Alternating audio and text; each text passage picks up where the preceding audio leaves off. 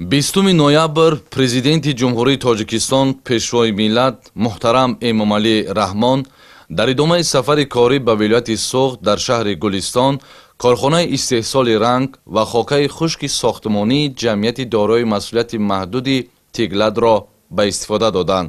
Ба сарвари давлат иттилоъ доданд, ки корхона бо таҷҳизоти муосир муҷаҳҳаз буда дорои иқтидори баланди истеҳсолӣ мебошад. Пас аз ба фаъолият оғоз намудани корхона, ҳаҷми воридоти маҳсулот аз хориҷи кишвар то 90% коҳиш хоҳад ёфт. Фаъолияти он ба истеҳсоли маводи гуногуни сохтмонӣ, лавозимот барои воситаҳои нақлиёт, маснуоти нимтайёр ва тайёр аз пластмасса, инчунин маснуоти фулузӣ ки бо технологияи куфта омода мешаванд, равона гардидааст.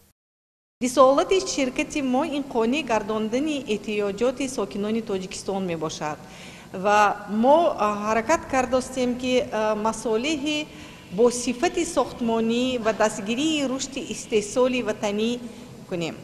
ҳадафи мо ин саҳмгузорӣ дар сохтмони босифат ва баландбардоштани арзиши лоиҳаҳои сохтмонӣ дар Тоҷикистон ва берун аз он аст. дар айни ҳол корхонаи мо се самти асосӣ дорад. истеҳсоли маҳсулотҳои рангҳое, ки дар асоси об ва дар асоси ҳалкунандаҳо ё растварителиҳо мегӯянд, таҳти се бренд – Титан, Глобус ва Атлас. барои мо хеле ҳам муҳим ҳаст, ки корхонаи мо дорои лабораторияст, ки бо пешрафтарин таҷҳизотҳои муҷаҳҳаз мебошад. рангҳои сохтмонии корхона аз 24 намуд иборат буда, дар зарфҳои пластмассӣ бо ҳаҷмҳои 4, 7, 10, 15 ва 21 килограмм бандубаст мешаванд. рангҳои алкидӣ низ аз 9 намуд иборат буда, аз 40 номгӯи ранг дар зарфҳои тунукагӣ бо ҳаҷмҳои 0,8 то 20 килограмм истеҳсол мегардад.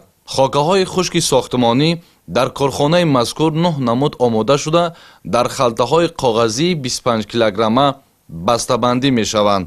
ҳамаи маҳсулот тибқи меъёрҳои давлатӣ истеҳсол гардида, аз назорати қатъии сифат дар корхона мегузаранд.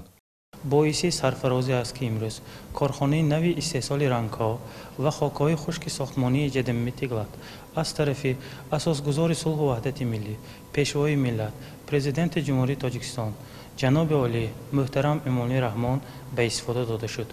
мо соҳибкорон дастуру супоришҳои пешвои миллатро сармашқи кори худ карда, барои гузоштани саҳми арзандаи худ дар саноатикунонии босурати кишвар, корхонаи мазкурро бо сармоягузории зиёда аз 32 миллион сомонӣ бунёд намудем. мо кормандон миннатдории самимонаи худро ба пешвои миллат барои пешниҳод намудани як қатор имтиёзҳои андозии гумрукӣ изҳори баён менамоем. махсусан озод намудан аз пардохти боҷҳои гумрукӣ ва аи ҳангоми ворид намудани таҷҳизотҳои нави истеҳсолӣ, ки минбаъд барои пурра намудани сармояи ойнномавӣ равона карда мешаванд. саҳми имтиёзи пешнибинишуда барои ворид ва ба истифода додани хатҳои нави истеҳсолӣ хело назаррас мебошад. мо минбаъд ҳам саъю талоши худро равона мекунем, то ки дар таҳкими раванди саноаткунонии кишвар саҳми арзанда дошта бошем. ба пешвои миллат муҳтарам Эмомалӣ Раҳмон иттилоъ доданд, ки маҳсулоти корхона пурра ивазкунандаи воридот буда, талаботи бозори дохилӣ ба маводи босифати сохтмонии ватаниро таъмин мегардонад. дар ҳамин шаҳри Гулистон боз як корхонаи истеҳсолот кушода шуда, мо занҳо ба ҷойи кори доимӣ таъмин шудаем. шукрона мекунем, ки дар ватани азизамон тинҷи амонӣ кор карда истодаем. истеҳсоли ин маҳсулот имкони густариши содиротро низ фароҳам оварда, барои таъсиси ҷойҳои нави корӣ ва рушди соҳаи кишвар мусоидат мекунад. бунёди чунин корхонаҳо дар доираи сиёсати саноаткунонӣ бо суръати кишвар сурат гирифта, ба таҳкими иқтидори иқтисодӣ ва боло рафтани рақобатпазирии маҳсулоти ватанӣ замина мегузорад.